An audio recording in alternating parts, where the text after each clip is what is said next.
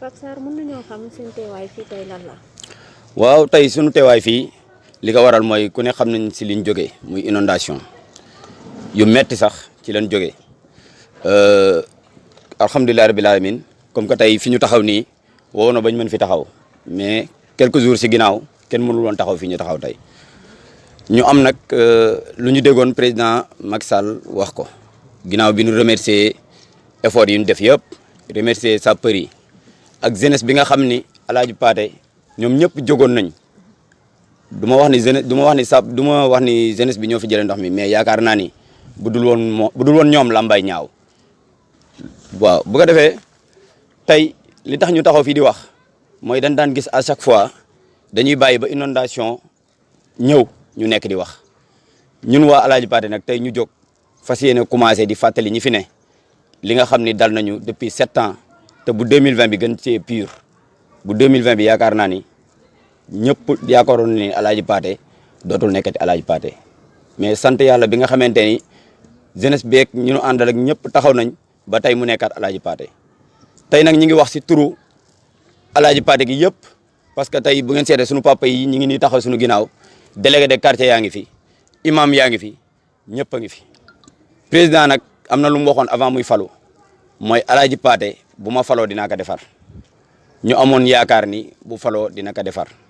premier mandat bi jeex ñuy am yaakaar ba deuxième mandat bi macha allah ñëwaat na tey lii dal nu mu ñëw ba fii am lu mu wax dafa am lu fi jaaroon nag 2013 li fi jaaroon mooy 2013 bi fi Khadim Diop ñëwee moom moo nekkoon ministre bi yor wàllu inondation en 2014 fii ci kër chef de village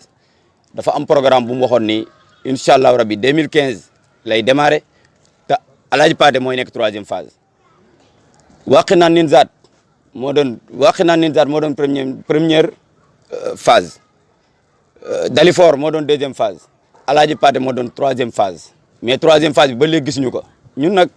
jaaxal nañu trop 3e phase boobu fan la jaar parce que yaakaaroon na ni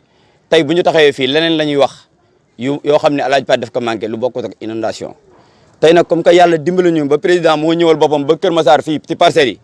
ñëwul Alaaji Paate waaye dama yaakaar ni xam na li xew Alaaji Paate te ñun ñu jàpp ne ñi moom am na yéene wu defar ka te waxoon nañ bi mu ñëwee fii ne woon na bu inondation yi passé rek automatiquement liggéey yi day commencé ku ne xam na ni liggéeyu inondation gaawul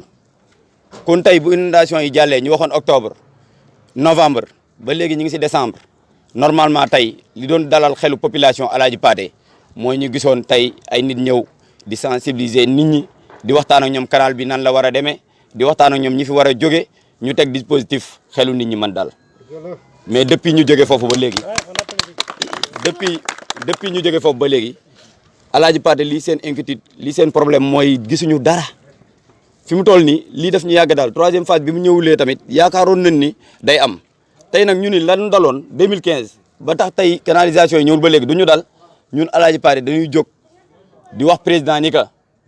ñi ngi koy sant bu baax di ko gërëm ci ñëw gi mu ñëw ba tudd turu Alaaji Paate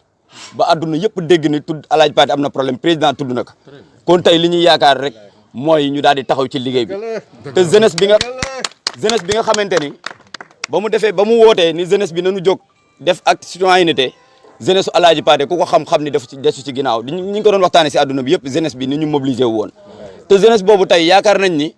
bu fekkente ni amul benn njukkal bu ñu leen defal tamit war nañu ñëw jox leen les information yi war ba seen xel mën a dal bu ëllëgee tamit bu ñu demee ba fiy dugg war nañu mën a wax ak jeunesse boobu parce que jeunesse boobu ñi si ëpp ay semeur lañ seen morom yaa ngi jël gaal te ñoom jëluñu gaal dañoo resté pour defar réew mi kon tey bu ñu defee loolu ñoom war nañu ñëw jege jeunesse bi ñuy xam information canal yi fan la toll nan lay demee ba bu ëllëgee bu ñuy jël ay manœuvre ak ñu ko mën ñi ngi fi Alaaji Paate ñu bañ ñu indil ñoo xamante ne xale yi dañuy xëy di wuri liggéey te canal bi war a jaar fii loolu ñu ngi koy naan le président de la république. bu baax problème canalisation moo leen tax a taxaw fii. puisque gis nañ ni bi inondation yi amee yéen a ci gën a lor. waaw Alaaji Paate moom li mu manqué na lépp amul dara mais li ñu manqué yëpp li muy metti tey inondation bi moo ci gën a am importance parce que bu ñu fi defoon école def fi case de santé def fi lépp tamit te amul canalisation bu boobaa xale yi duñu jàngi kenn du faju ji kon ñun li ñu intéressé mooy ñu def fi canal ba nga xamante ni bu ëllëgee duñu dundul li nga xamante ni moom la ñu doon dund 2019 ak ba 2013 2014 sonn nañ trop vraiment te bu ñu sañoon xam nañ ne canal liggéey yi day yàgg comme que liggéey yi day jël temps dès maintenant la ñu war a commencé teg ay dispositifs yoo xamante ni nit ñi même bu fekkente ni ñi ngi koy liggéey duñu dundaat li ñu dundoon te loolu yaakaar naa ñu ngi ciy xaar le président de la république président moom wax na li muy wax man nag jàpp naa ni bu yéex day am peut-être ñi mu koy sas la waaye ñun alaaj Pathé de daañu taxaw taxawaay boo xamante ni fu mu ci toll rek ñun donte suñu mënuñu ko wax direct waaye daanu ko wax fi ñu ko war a waxee ba lépp lu fi xew mu xam ko. ci inondation yi métti woon na trop est-ce que président dafa daal di dugal loxoom ba ngeen mun a évacuer ndox mi wala yan moyens ngeen utiliser pour ngeen évacuer ndox bi fi nekkoon. waaw xam nga président moom ginnaaw ba mu jógee ba ñëw ba Kër Massar rek tudd Alaaji Pathé rek ñun contentement boobu rek lañ ci am parce que ku xamoon bu njëkk Alaaji Pathé ni mu meloon si inondation yi bi mu ñëwee nga xam ni kii état def na ci loxo waaye tamit ñi dëkk Alaaji Pathé des ñu si ginnaaw def nañ ci lépp lu ñu mën parce que tey bu fekkee état jox nañu ay pompe électrique ku ne xam na ni pompe électrique si site yu mag lay dem site yu ndaw yi pompe gasoil moo koy doxal te yaakaar naa ni ñi ci waroon a jàpp ñëpp jàpp nañ ci ba ndox mi jógeñ fi ñun daal tey li ñu intéressé mooy ñi war a defal canal yi président lancé na appel wax ni canal yi dina commencé après l'hivernage li ñu intéressé tey mooy ñu ñëw commencé liggéey parce que vraiment Alaaji Pathé amul dara mais canalisation moom fi mu toll nii mooy suñu problème majeur bu amee canal ba pare nag tali bi tamit parce que gis naa tamit côté Jaxaay yeeg li wër Kër Massar yëpp ñuy defar ay tali mais tali yu amul canalisation la ñun Alaaji Pathé soxlawuñu tali bu àndul ak canalisation parce que bis bu ñu fi defee tali bu amul canalisation Alaaji Pathé dañuy toxu kon lii ñu fiy nekk di jéem dootul mën a nekk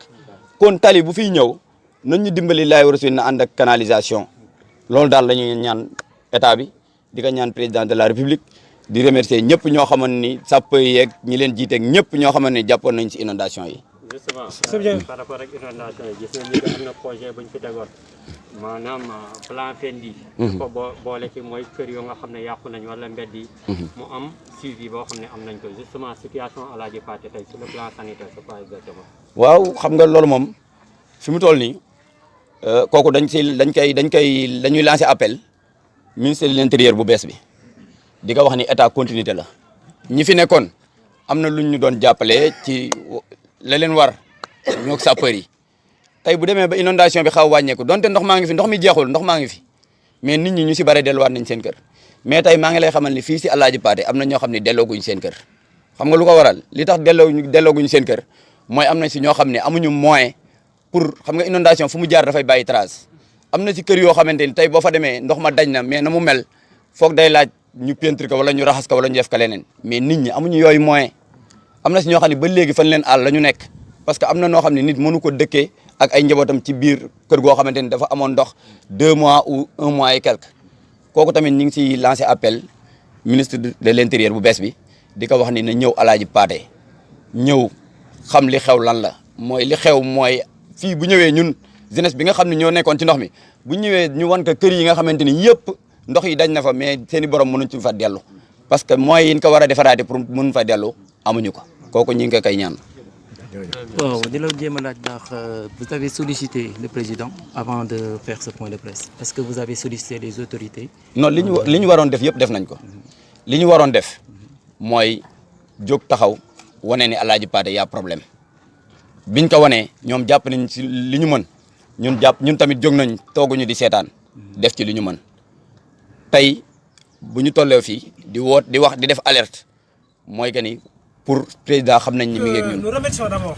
monsieur le président de la République pour les apports qu'il a eu à faire par rapport à ces inondations de 2020. Mais depuis que les inondations ont eu lieu, l'État du Sénégal avait fait un appel à la citoyenneté, à la jeunesse, chose à laquelle toute la jeunesse de Alaaji Pathé a répondu. Parce que c'était pas évident, c'était pas facile. Mais ils ont répondu par une forte mobilisation. Les jeunes, ils étaient plus de 1000 jeunes. Ils se sont mobilisés pendant plus de 2 mois à être derrière les sapeurs-pompiers pour les prêter main forte. Ils ont bravé vents et marées. Ils sont rentrés parfois dans des sites marécageux où le niveau d'eau même était parfois incommensurable. Ils ont risqué leur vie pour ça. Mais ils l'ont fait pour eux-mêmes, ils l'ont fait également pour la nation, pour la population de Aladji Paté. Quand le président est venu, il nous avait promis que les travaux allaient commencer à partir du mois d'octobre, c'est-à-dire tout juste après les inondations. Mais depuis, on n'a absolument rien vu. On n'a absolument rien vu ici à Aladji Paté. Ce qui nous inquiète totalement. Pourquoi? Parce que ce n'est pas la première fois qu'on nous promet des systèmes de canalisation et des travaux d'évacuation d'eau pluviale. Ce n'est pas la première fois. On nous a promis ça plusieurs fois. Et nous ne voulons pas, nous ne souhaitons pas que cette fois-ci que les choses soient les mêmes par rapport à avant. C'est pourquoi nous lançons cet appel. Nous avons convoqué ce point de presse uniquement pour tirer sur la sonnette d'alarme, pour informer au président de la République que certes il a donné des directives pour que ces travaux commencent, mais jusqu'à présent il n'y a absolument rien. On n'a pas entendu ici un bruit de moteur, personne n'est venu, on n'a pas vu un ingénieur, on n'a pas vu quelqu'un qui est en train de faire des mesures, personne n'est venu. Et ça, cela nous inquiète énormément. Mais nous profitons également pour remercier la jeunesse de Aladji Paté. Ce sont des jeunes qui sont très braves.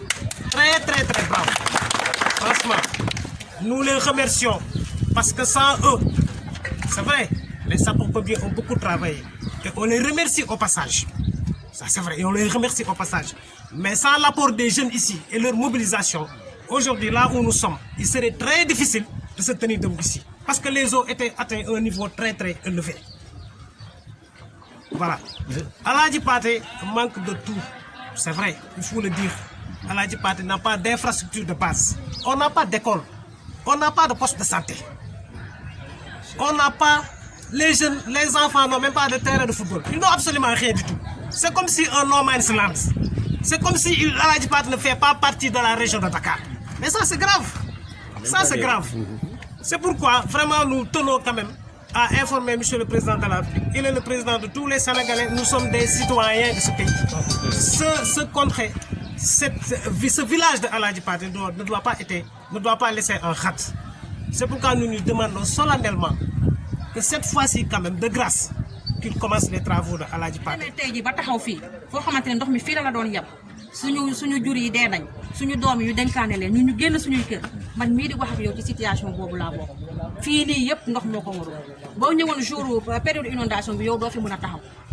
yaa ngi dégg kon bokk lu ñu bëgg mooy président de la république mu gestuwaat ñu mu confirmer la mu waxoon mu xool bu baax nit ñi sonn nañ tàyyi nañ Aladji Paté ñëpp a sonn waxuma la inondation mais insécurité bi fi nekk rek kenn xamul li mu toll.